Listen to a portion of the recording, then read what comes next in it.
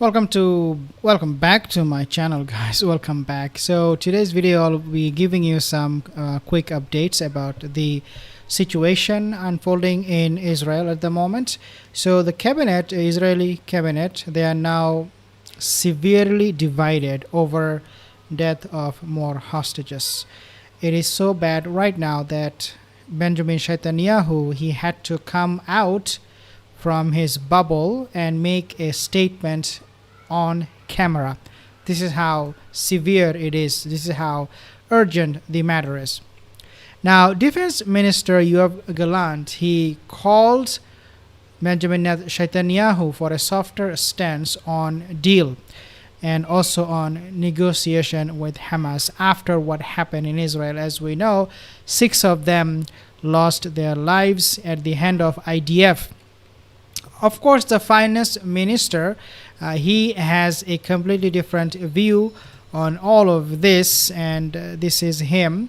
Basically, what he is saying is that if we do go to a deal with Hamas without destroying them, then we are going to be dealing with Hamas from a weaker position. Obviously, this guy, he wants to destroy Hamas. At the same time, he wants to negotiate with somebody else other than Hamas in Gaza, which is something very, very preposterous. The Zionists, they find it hard to believe that the only authority that Gaza has and the group has over Gaza is Hamas, but of course they have a big problem. Nevertheless, Gallant, he said that we need to have a softer stance on this issue, should not be rushing things, should not be taking things for granted, especially after what happened with the hostages. So finance minister, he calls Gallant's proposal a surrender deal. In other words, he did not agree with Gallant. So you have one ministry with different mind, different opinion that is contradicting with each other. And then in the middle you have Benjamin Netanyahu, whose voice these days are not getting heard. So Netanyahu right now, this guy, I mean, look at this hypocrite. He never wanted a deal. He never cared about the hostages. And now all of a sudden when this six-bodied body showed up, he's now blaming Hamas. So all along, Hamas and U.S. Anthony Blinken, Qatar, Doha, they were holding meetings every single week almost, right? And Anthony Blinken came to the Middle East for the 9th times just for the ceasefire. Yes, we know that these are hypocritical people, and U.S., they don't really care about ceasefire. They don't care about anything else other than Israel. Nevertheless, they did make the effort coming back and forth 9 times. Something you really have to give them some credit just for that. And all the while, Israel was like, no, we are not going to do any permanent ceasefire deal with Hamas. And then Anthony Blinken, last time he came over to the States, he actually left empty-handed. And nevertheless, right now we are seeing Benjamin Netanyahu has the audacity of blaming Hamas for hostage deal failure. This is so strange, and this is so like him. I mean, this guy is a serial killer, and for him, lying is just a very small sin. So he basically said, I'm quoting Netanyahu, those who kill hostages don't want a deal. Can you believe this? He's saying Hamas, they do not want a deal because they're killing hostages. I mean, this guy is just ranting on camera, and he knows that his time is up. So we know that several hours after the IDF recovered those 6 hostage bodies, Netanyahu released a video statement immediately. As I said, this is something you do not see from Netanyahu, that he will have the time for his own people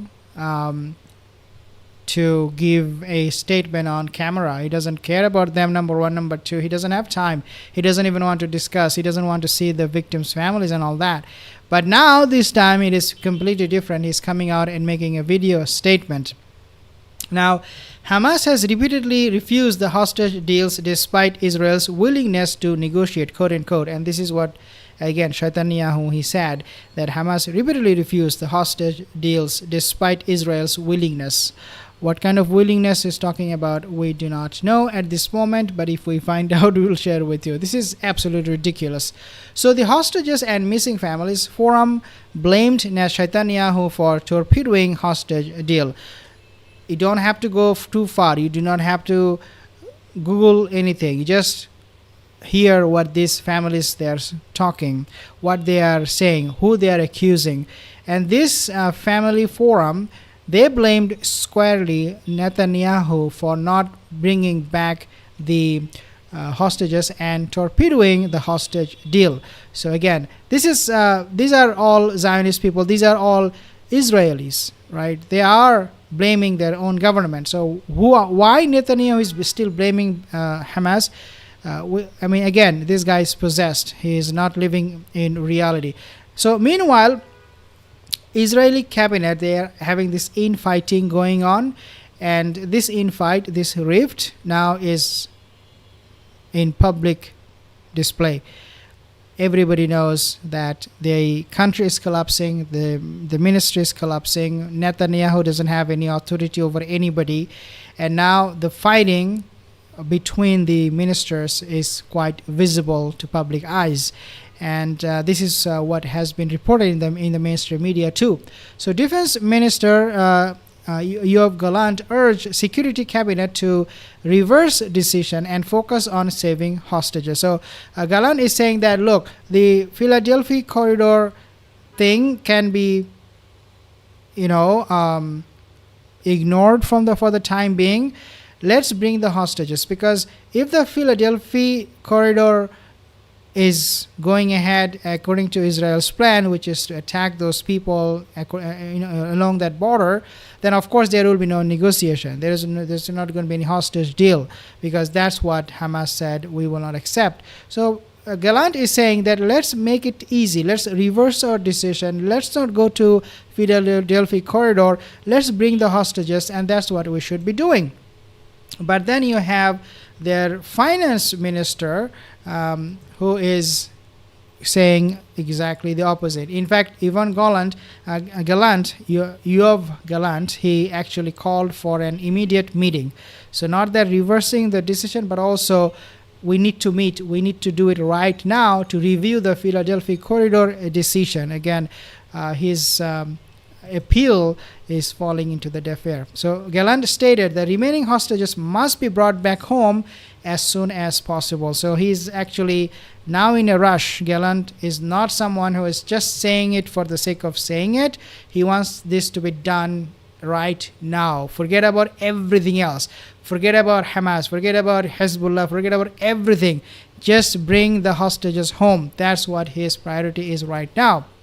But finance minister, he slammed Gallant, and he said that the idea of any deal that is going to be favoring Hamas's survival. So again, this finance minister, Bezalel Smotrich, is a delusional guy. He believes that Gaza can be completely cured from Hamas, and that once that is done, then we can go and talk about hostage deal and all those things. Until and unless Hamas is there, not leaving that place, we are not going to be talking about deal. Like this guy, the delusional guy, Bezalel Smotrich, finance minister, is is such a maniac. I mean, he doesn't know what he's talking about. And in fact, he said right now any talk with Hamas or any deal with Hamas will be coming from a country, his country, Israel, that is very, very weak. That's what he said. And he claimed that the cabinet will not allow. He claimed that the cabinet means he already has his group.